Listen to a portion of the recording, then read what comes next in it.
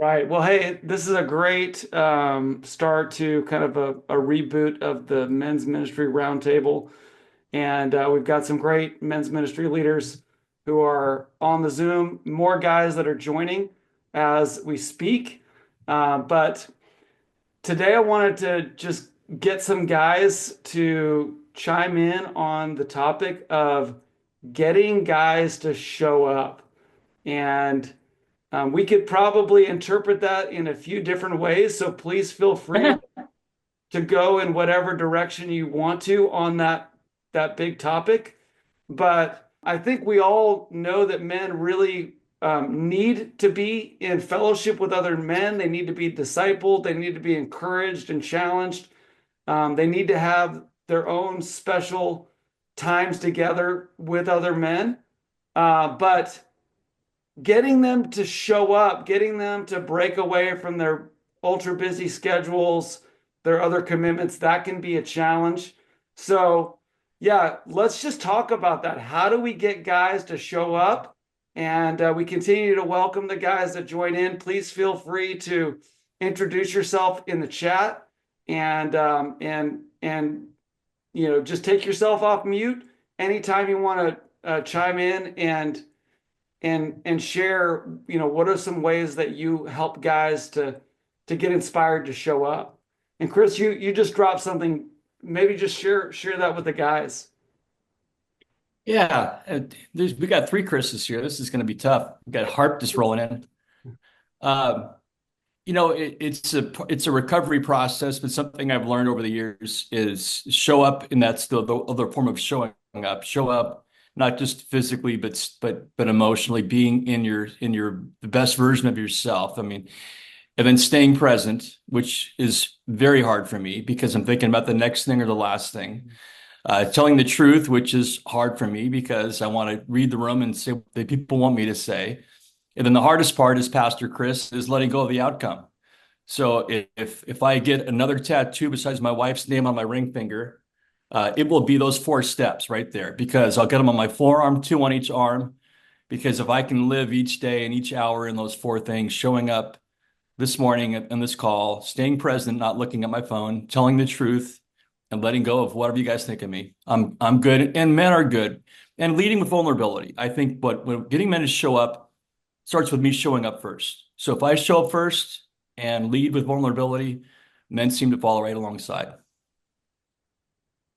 Love it. Good word. Jump in, guys. How do you get men to show up? Yeah, I think if you show them a way to win, they they show up. I think a Hmm. lot of men don't engage and a lot of men don't play because they don't know how to win. Hmm. This goes for ministries, churches. Yeah. I had a guy one time ask him why he didn't like going to church. He said it's not that I don't like going. I just hate that my wife's better at it than me. So I think it's super important, man, to show men how to win. Society beats them down so much. Culture beats them down so much. Um, we show them how to win. They'll play the game. They'll engage. Give them a target to hit. Right. I think I was sharing with you, Warren, that this is a true story. A national janitorial company, the employees were complaining about cleaning urine up off the floor around the urinals. So the owner of the company had an ingenious idea. He painted targets inside the urinals and it eliminated 80% of the waste because every man just wants to shoot at a target. I don't care how young or old he is. He just wants a target to hit. So if you give them a target, man, they'll show up. You- you- That is an illustration that is going to find its way into a sermon or a Bible study that I write somewhere down the road, Chris.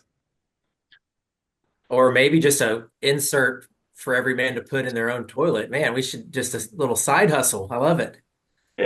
Exactly. Yeah, I mean, I Um, think the better Shark Tank, the better man urinal targets, that's your next big money maker, Chris. dude. It's awesome.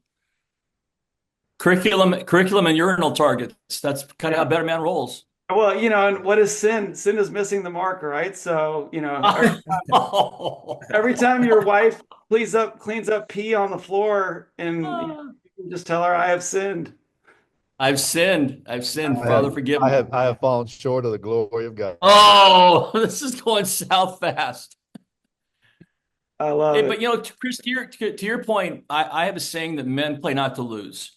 Mm, Um, and I think of like the 2 point conversion, how rare it is and I love it when a coach goes for when he doesn't have to, and he mhm. goes for the 2 point conversion. But most men are playing not to lose in life. They're not playing to win. They're playing not to lose.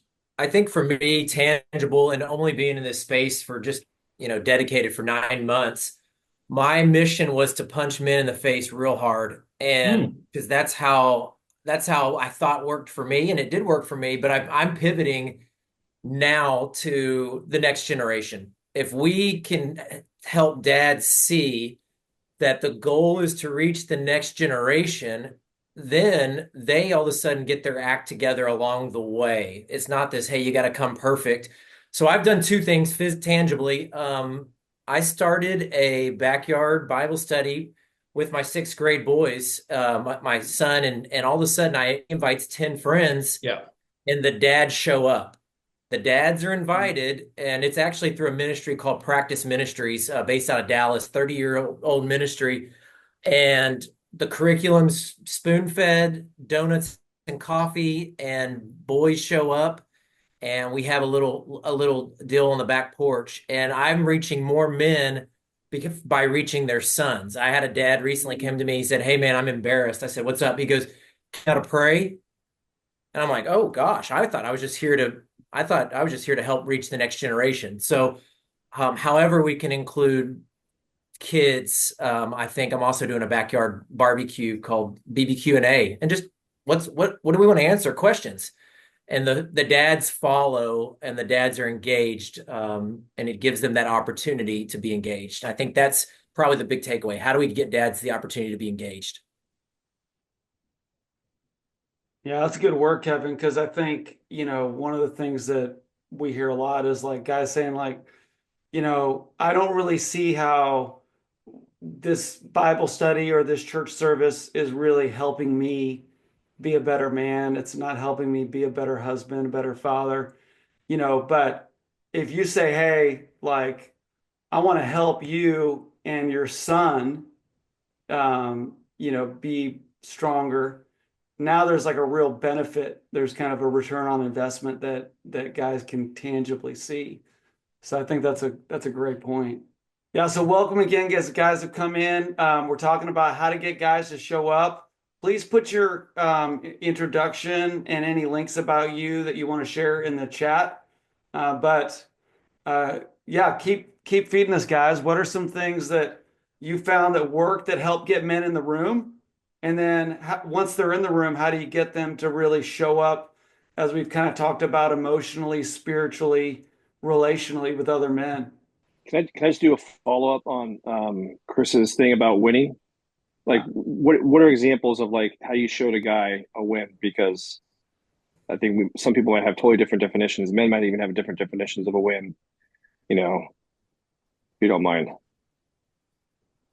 Yeah, that's so good, man. So um, women are very relationally oriented. Men are more task oriented. So one of the things we have to do is remind them that the task is the relationship. Um, to win is to help introduce a man that he needs friends, that he needs community. That no man is an island. So creating a space where that could happen is would be a win. Surgeon General recently said the number one killer of men is loneliness and isolation. So I just think creating a space where men can come and be men. But then after that, it's presenting a definition. I rarely do something that doesn't have a defined purpose. Hmm. Men are looking for something that works, something that improves them. That's why they flock to Jordan Peterson and Andrew Tate and Joe Rogan, right? Who show them how to get ripped, get rich, get laid, all these things. Mhm. And really we have the way that works. Like we have Jesus. We have the best thing in the world that really can help your life. Hmm. Maybe not make you more successful or make you more popular, but it really does enrich your life. So providing a definition, You know, anytime I invite a man somewhere, I always define what we're doing. And sometimes the definition is, hey, we're just getting together to watch football and hang out. Sometimes we're getting together to talk about Ephesians. Sometimes we're gathering, XYZ, but I always offer a definition so that the man knows what he's getting into. I think so often we have these events or we have these gatherings and a guy shows up and he was just looking for fellowship. And all of a sudden everybody's sitting around a fire crying about their latest sin. And it's super uncomfortable. Or we invite a guy to come go deep or get deep with God, and he shows up and all we're doing is, watching a football game and eating nachos, and he's like, this was a waste of time. It's because there was an unmet expectation. Yeah. So in the context of winning, man, set the expectation. This is what we're going to do when we get together. And I think that's a huge step. That's good. Are you as open as saying, like, hey man, that was a win for you right there too? You're pointing it out as they're going. Oh, absolutely. Yeah, absolutely. For sure. I'm not, so encourage. So for me, encouragement is the key. There are so many men that are discouraged, and I apologize. I don't mean to talk this much, but there are so many church programs that promote intensity over consistency. And I'm the opposite. Like I'd rather you be consistent, not intense. So, I'm really not hosting something where we're going to go on a 21-day prayer fast. But what I will do is celebrate the guy that's praying for 5 minutes every day, just connecting with God as much as he can. It's like the guy that comes to me and says, hey, I read one of your studies, or, I'm going to read the Bible in 3 months. And I'm like, well, how often do you read the Bible now? He's like, well, I don't. I'm like, bro, that's a terrible idea. Like, don't read the Bible in 3 months. That's why Genesis 1 through 12 are the most read scriptures in history, because after 12, it gets real weird and hard and everybody just falls off. How about we just start reading the Bible 5 minutes a day? And then let's celebrate. Once you've done that for 30 days, man, let's celebrate that. Let's go out, have pizza, grab a drink. I mean, whatever, right? I mean, let's celebrate the fact that you were in the Word for 5 minutes a day for 30 days, and then let's go to 10 minutes and then 15 minutes. But for me, to your point, Gary, man, it's celebrating those small wins all the time, because again, I just think men generally are very, very discouraged. No, I don't think you're dominating the time. I think that's helpful for me, just to continue to help guys realize why they're getting involved. Yeah, Value add to them, because a lot of guys want to do it value add. And it might be good just to ask the guys in the front end, what's a win for you? What would be a win for you today? What would be a win for you in this study? What would be a win for you in this time? And they can declare it, what their win would be. Yeah, it's a good word. I think about just the way that Jesus was able to get guys to show up, and the invitation that he gave to Peter is such a great picture. He was very direct. Follow me, and I will make you a fisher of men. And so he made a direct ask. He made a personal invite, and then he gave him a vision of what that time with him could do in his life. And I keep trying to find a way to get guys to show up without me having to personally invite them. And that doesn't really, it doesn't really seem to work that well. Even like this roundtable was really me personally inviting guys and saying, hey, would you be a part of this with me? And so I'll just be candid. Like, there are times where I might have to personally invite 50 to 100 men to get them to come to a monthly breakfast, or a cohort, or to get together for coffee. And as you build those relationships, and as they get more accustomed to what you're doing, they start to do it on their own, and you don't have to do quite so much reconnaissance work. But those initial asks, I think, are really powerful. And then I'll just share one other thing that I think has been powerful, and you guys have already touched on it. Show men how to win, but I think there's also something really powerful about helping men to feel like they're a part of something that's winning. You know, every man wants to be on a winning team, and nobody wants to be on a sinking ship.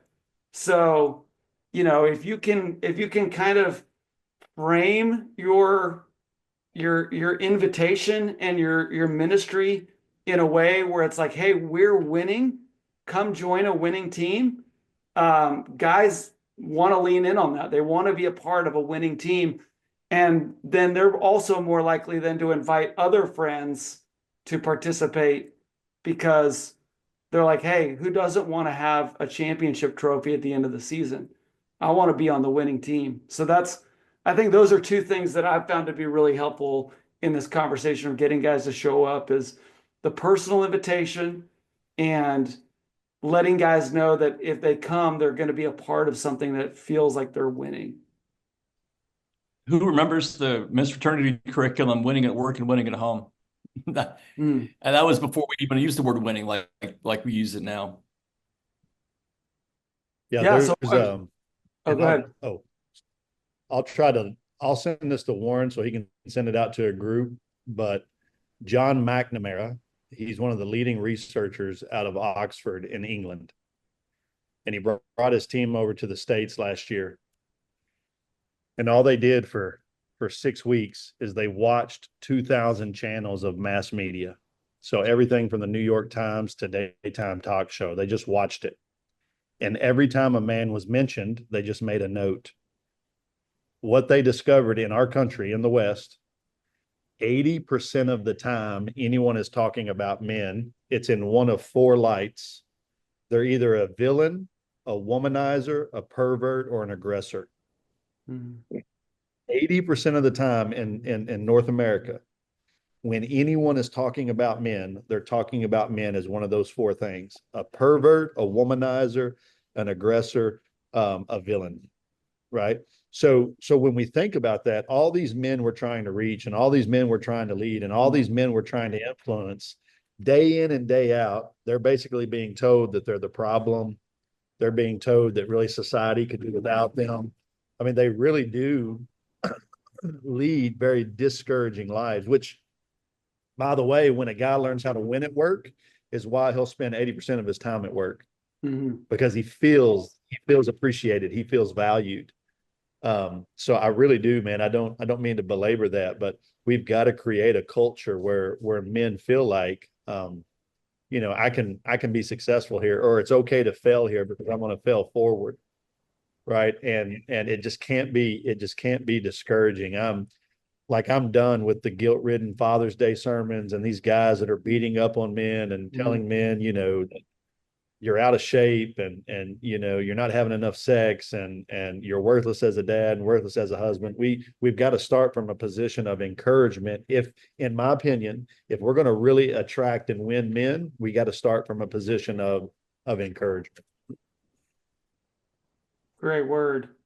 Hey, I'm curious, some of you guys have been silent on mute. Do you have any nuggets or any questions that you would ask about this idea of getting men to show up? Your voice is valuable. We want you to be heard. One thing we do is name excuses and then say that we can't use them. Oh, that's that's gold. Name the excuse and then eliminate that as an option. Wow. Thanks, Michael. Glenn, how about you? Any nuggets that you could share? I think more of a question that I have. I'm all about the creating a winning environment and inviting people to be part of a winning team. But how do you define winning? What are the goalposts that are going to be attractive to people that are sticky, that are going to bring them in? Yeah, that's a great, and Chris Harper is a great thinker on this. He's got his 4 Ws. Chris, share those with the guys, but like it's a very simple way of saying, hey, this is what it looks like to win. Yeah. Yeah. But even before that, the principle is, if a thing is not rightly defined or if a thing is not rightly understood, the abuse of that thing is inevitable. Which is why clarity and words and definitions matter. A man can't become what he can't define. Mhm. So if we're not defining for them what a good husband is, if we're not defining what a good dad is, if we're not defining what it means to be a disciple, and when I say we, I simply mean the word of God. God has already presented the definitions. We're just pointing them back to those ancient paths that Jeremiah talks about. And there's so much confusion. We call it a masculinity fog. There's so much confusion around these definitions that we forget, man. Gen Z and now Gen Alpha, the majority of these guys grew up without physical fathers. They grew up without spiritual fathers. They really didn't have a guide. So when a man doesn't have a definition, when he doesn't have a guide, he'll do one of three things. He'll either guess, which 9 out of 10 times he's going to guess wrong on how to win. He'll assimilate to culture, which basically he'll follow the loudest voice, which right now is Andrew Tate, which that's terrible. Or he'll just slow quit his manhood and masculinity. He'll just kind of drift into the background, won't speak for himself, won't lead, won't take hold of the inheritance, but he'll do one of those three things. So I think in context of man showing them how to win, we've got to step in and start defining things. This is what it means to be a godly husband. And we got to keep it simple. We got to keep it clear. It doesn't have to be, theologically deep, at least not right away. So better man, we call it the scorecard. It's 4 W's. A real man courageously follows God's word. And we spend some time unpacking that. A real man loves and protects. He serves God's woman. He honors her. We spend some time unpacking that. A real man excels at the work he's given, whether he's a mega church pastor or whether he's a plumber. It doesn't matter. We're working unto the Lord, and we unpack that a little bit. And then a real man betters God's world, and he does that through his children, church, and community. So because I'm old school Baptist, we alliterate everything, but it's word, woman, work, world. It's super simple, super clear. And it's not the end all be all definition. There's probably better definitions. The point is we're defining what it is. And then the guy looks at that and goes, oh, okay. I can probably do that, or at least I can try to aspire to that. When we keep it vague, that's where we just reinforce the confusion, or worse, we throw them back into that guilt shame loop, to where they always feel like they're losing. And there's a lot of ministries and unfortunately a lot of churches that do that. That's what we're trying to avoid. But that's what I mean by winning, Glenn. Really, it's defining these principles, Right. And then calling men up to that. Yeah, no, I love the stuff that you've done where you talk about calling men up to something instead of calling them out, that we're past that point. I guess I root my question in, I've worked a lot with Jim Putnam and Real Life Ministries in the past, and we would work with churches, and everyone talks about discipleship and making disciples, but most people had never defined it. So nobody knew what the goalposts were, but they sure loved talking about winning, and they talked about making disciples and being a church of disciple makers, but they didn't know what they were making. And until those things got defined, it was frustrating for everybody involved. Jim caught a little heat, man. Like because you'll catch heat when you start defining things. Oh yeah, yeah. So somebody told me one time, they're like, "Bro, your definition is trash," and I was like, "Well, what's your definition?" He's like, "Well, I don't have one." Well, I like mine better than yours. What I told him, I mean, at some point, you've got to say this is what we think it is. And again, it's not the end all be all. I'm believing things right now that I'm probably not going to believe in 20 years from now. Like I want to grow in things, but there has to be a starting point. Right. You got to plant your flag. That's it, man. And Jim does a great job. Yeah. Thank you. Lauren, I would just add something. I just have a mensgroup.org, so we're an internet ministry. We've been online for almost 14 years. It's relationships and it's time. And so we need the word, but it's a process. So we talk all these things, but it takes time. And so I believe we have to go through that time of having a relationship, especially younger men, to reach them. The words help, but behind that, it's sad, but it takes a lot of time to get there. And so it's a relationship. It's the process of them getting to know you and developing a personal and trusting relationship with the young man. And so it all works. But I've seen, it's surprised as so sometimes I'll go years without hearing a response or something from someone, and then all of a sudden Mm. they're there. So I think it's patient, which is tough. We have trouble with patience, a big problem. Being a little older, I've learned how to be much more patient, but Mm. uh, I think that's very key. That's a great word. I mean, relationships by definition don't move at the pace we want them to, are not Yeah. efficient. Yeah, no, that's true. And they're not always linear. It can be all over the map. But that's a great word. We're going to kind of wrap up the recorded part of this in just a moment. But, Marsh, I just think you hit the nail on the head. It really is about relationships. And I had a pastor tell me many years ago, he said, hey, if you can just take a man out to lunch and get to know him and his story, the odds are he'll follow you. He'll want to be a part of what you're doing. Um, and so that's just something I've really taken with me is like, how often can I take men out to lunch, grab a cup of coffee, hear their story? And then the other part of that is like, when men feel like they're not forgotten. So, I oftentimes will reach back out to a man I haven't seen in 2, 3, 4, 5 months and just say, hey, thinking about you, how are you doing? How can I pray for you? What's going on? And oftentimes, that's the guy that's like, man, I've kind of been in, a pit and your call came at exactly the right time. And then he comes back and he kind of re-engages and gets involved again.